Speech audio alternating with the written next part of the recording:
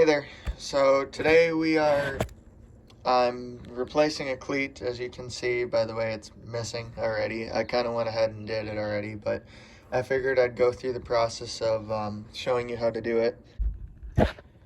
So the reason we're replacing our cleat today is because that's the old one. He's a little broke, and it looks like we caught it in, well, the last guy who owned it, I bought it with the broken cleat, but he caught it in time that it didn't really damage the underside of the tunnel here. You can kind of see up in there. It's not all beat to hell. And one thing it did kind of do is, where is it here? You can kind of see it tore down here, but it's on the inside one, so it should be okay. But we'll hope and see, keep an eye on it.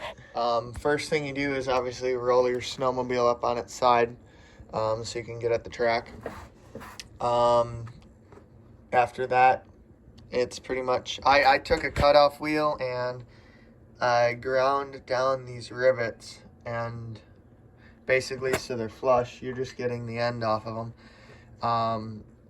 But you want to make sure that you don't overheat it and melt your rubber, because you're never going to find another track. Basically, then the way I found best was to take and roll the track around, so that way you're working up here, right here where the suspension starts is where your tension is going to be the highest. So that's the best place to use the punch, in my opinion, at least for these center ones. So I took, then basically you just take and punch all three of those out. And then for these top two, there's not really anything supporting it after that point. So then I rolled it back into this idler reel. You can see it's kind of, well, the idler reel actually goes in between those two rivets, and so then you can take and punch it out because the idler reel doesn't actually hit the rivets. And so then once you cuss and swear and fight getting those rivets out, because it's not fun, you've got new cleats to put on. And so these cleats are made by Kimpex. You can see it says made in Canada on there. But they come as one cleat, and you actually have to chop them in half, because as you can see, these are well, there's one cleat per each side, but they won't actually fit in the holes if you don't cut them. It's just kind of, well, they're meant to be cut, because otherwise the track can't flex and work properly. You'll end up tearing your rivets out. But then after that, I'm not going to rivet it back in.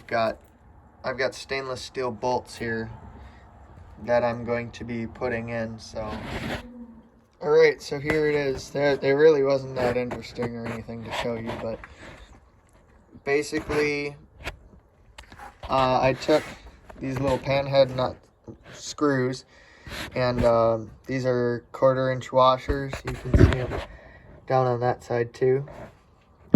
And I just took and sunk them in just barely into the rubber of the track. I don't know if you can see the second set there,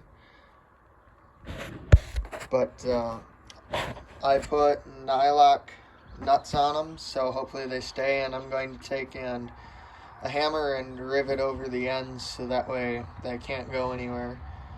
Last thing you want to do is really throw a cleat that you just put on, but that's pretty much all there is to it. And if you got one, it's not too bad. If you've got 45 more to do, like around the rest of this track, get at it. So thanks for watching.